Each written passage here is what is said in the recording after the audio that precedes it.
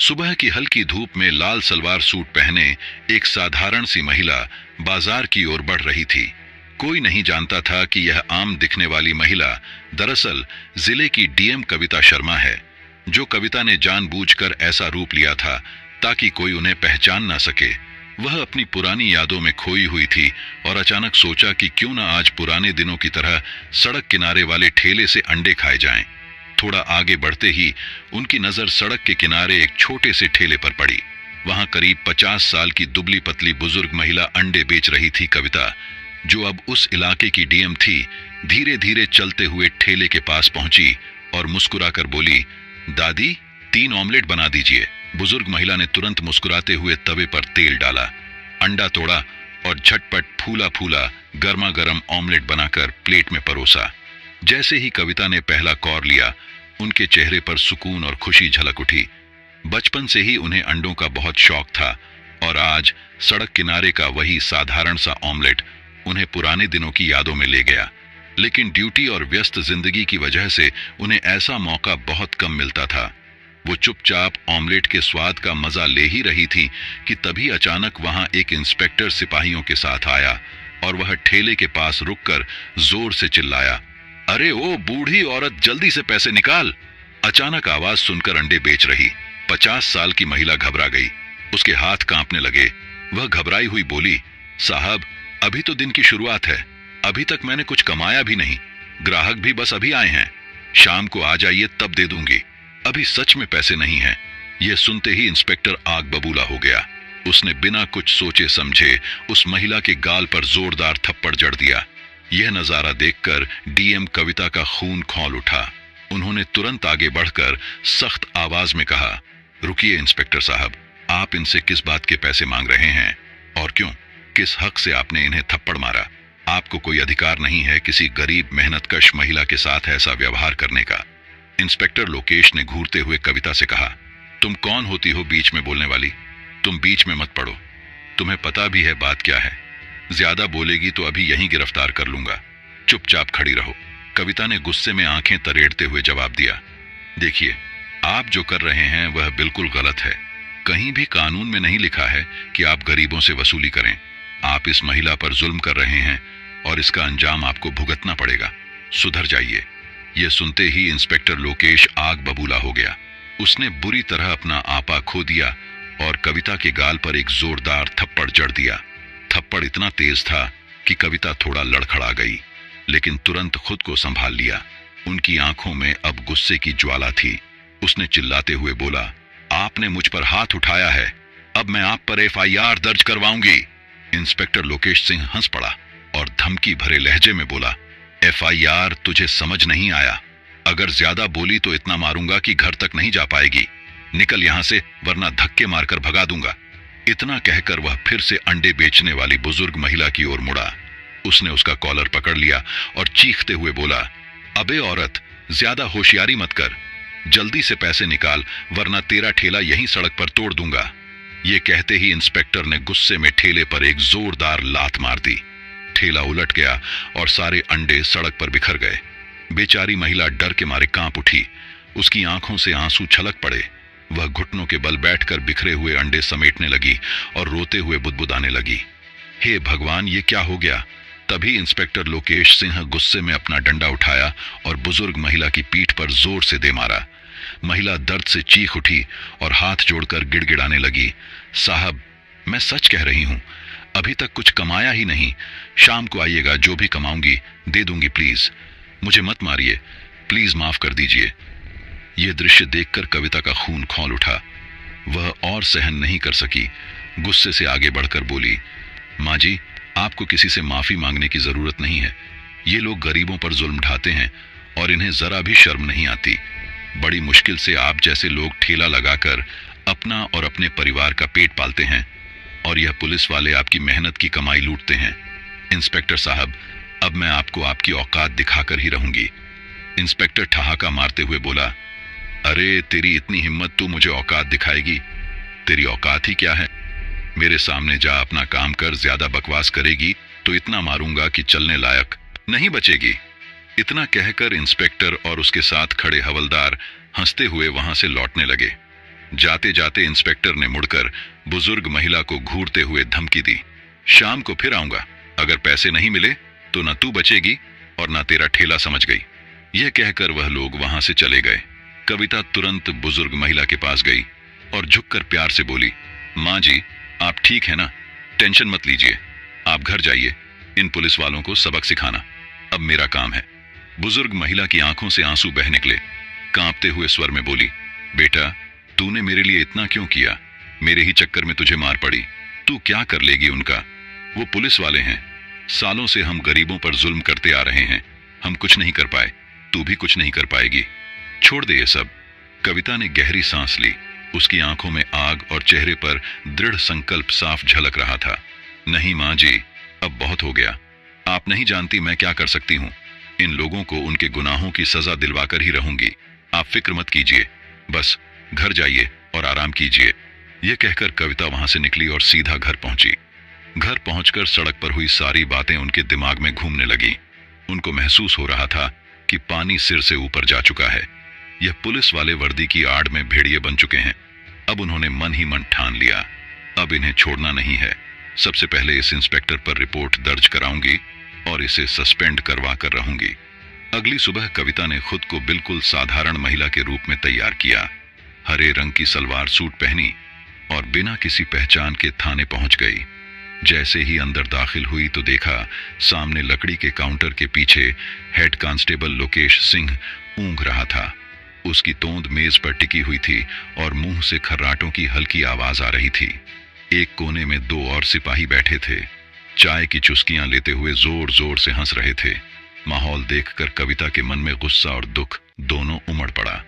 कविता ने सख्त आवाज में कहा, सुनिए लोकेश। लोकेश सिंह की नींद टूटी। उसने चिढ़कर आंखें खोली और कविता को ऊपर से नीचे तक घूरा।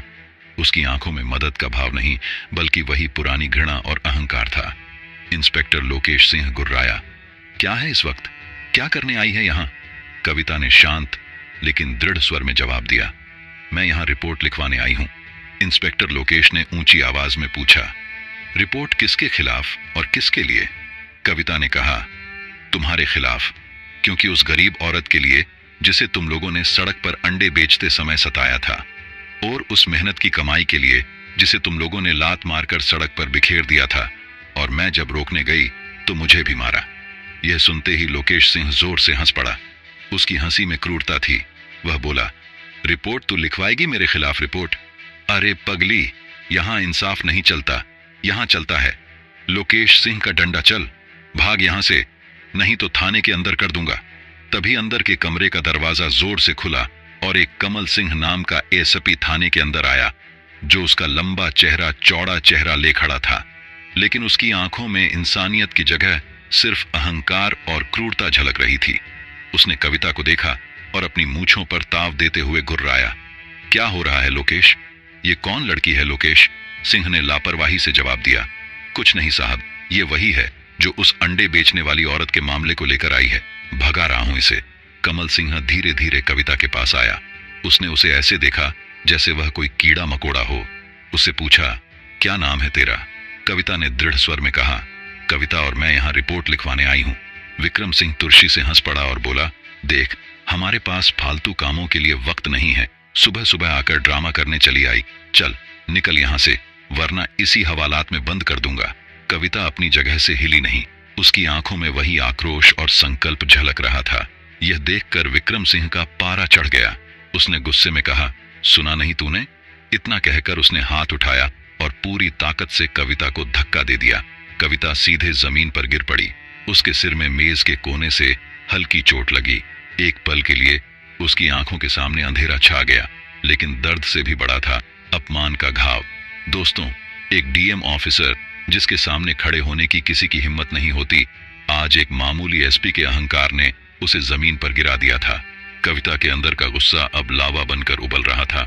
उसे साफ दिख चुका था, ये लोग वर्दी के लायक नहीं हैं। यह वर्दी सिर्फ गरीबों को रौंदने के लिए इस्तेमाल करते हैं। कविता जमीन पर से उठी और गुस्से में बोली कि तुम दोनों का हाल ऐसा करूंगी कि तुम दोनों पानी पीने लायक भी नहीं रहोगे। इतना सुनते ही एसपी कमल ने कविता को धक्का देकर थाने से बाहर निकाल दिया। यह सब देखकर अंदर खड़े सिपाही ठहाके लगाने लगे।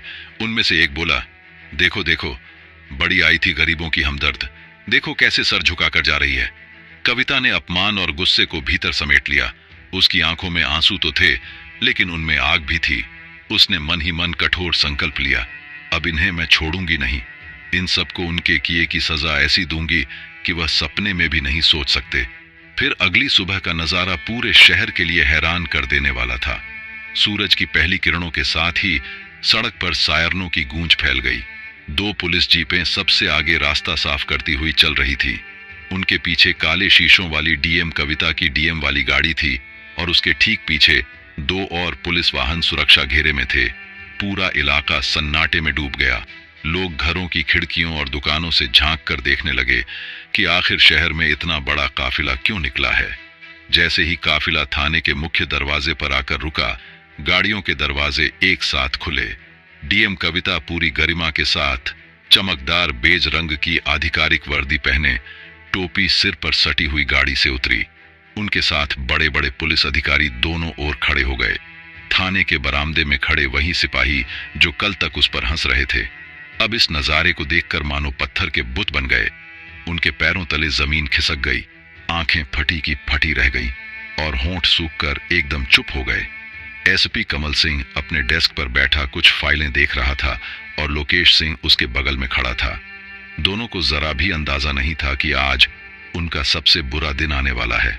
कविता ने बिना किसी को देखे सीधी नापतल वाली चाल में थाने के अंदर कदम रखा। उनकी वर्दी की चमक और चारों तरफ गूंजता सन्नाटा सब कुछ बयां कर रहा था। कविता की आंखें सीधी कमल पर जाकर ठहरी। कमल ठिठक कर खड़ा हो गया। चेहरे की रंगत उड़ चुकी थी। उसके दिमाग में वही कल का मंजर घूम गया। वही लड़की जिसे उसने इस थाने से धक्के देकर बाहर निकाला था, अपमानित किया था, अब वही लड़की आज इस थाने में डीएम बनकर खड़ी थी। कमल के बगल में खड़ा लोकेश सिंह भी हक्का बक्का रह गया। उसके चेहरे पर भी डर साफ झलक रहा था। कविता ने ठंडी लेकिन बेहद सख्त आवाज में कहा, क्या हुआ, चेहरे का रंग क्यों उतर गया? याद है ना, जब मैं अंडे बेच रही महिला के साथ किए गए कुकर्म को देखकर मैं जब रिपोर्ट लिखवाने आई थी तो यहीं से धक्के मारकर निकाला था मुझे। आज उसी दरवाजे से वापस आई हूं। फर्क बस इतना है कि कल मैं साधारण कपड़ों में आम लोगों की तरह बनकर आई थी और आज डीएम की वर्दी में हूं। कमल और लोकेश के पास कोई जवाब नहीं था। दोनों के चेहरे झुके हुए थे। कविता ने सख्त स्वर में कहा, तुम दोनों ने गरीबों पर जुल्म ढाया है, कानून की मर्यादा तोड़ी है। अब तुम्हें जनता के सामने शर्मिंदा होकर अपनी औकात याद करनी होगी। उन्होंने पीछे खड़े हुए आईपीएस अधिकारी को तुरंत आदेश दिया, दोनों की वर्दी उतारो और सर्विस रिवॉल्वर जब्त करो। वर्दी उतरवाने के बाद कविता ने और भी सख्त आदेश दिया, अब इन दोनों को वहीं बाजार ले जाओ जहां वह बुजुर्ग महिला अंडे बेच रही थी और जनता के सामने इनसे माफी मंगवाई जाए। पूरा थाना और सुरक्षा काफिला बाजार की ओर बढ़ा। बाजार में लोगों की भारी भीड़ इकट्ठा हो गई थी। वहीं बुजुर्ग महिला अपने अंडे बेच रही थी। कविता ने भीड़ के सामने कहा, याद रखो, जो गरीबों का हक मारता है उसका यही हश्र होता है। फिर उन्होंने एसपी कमल सिंह और लोकेश सिंह को कहा, अब झुको और इन बुजुर्ग महिला से माफी मांगो। भीड़ सन्नाटे में खड़ी देख रही थी।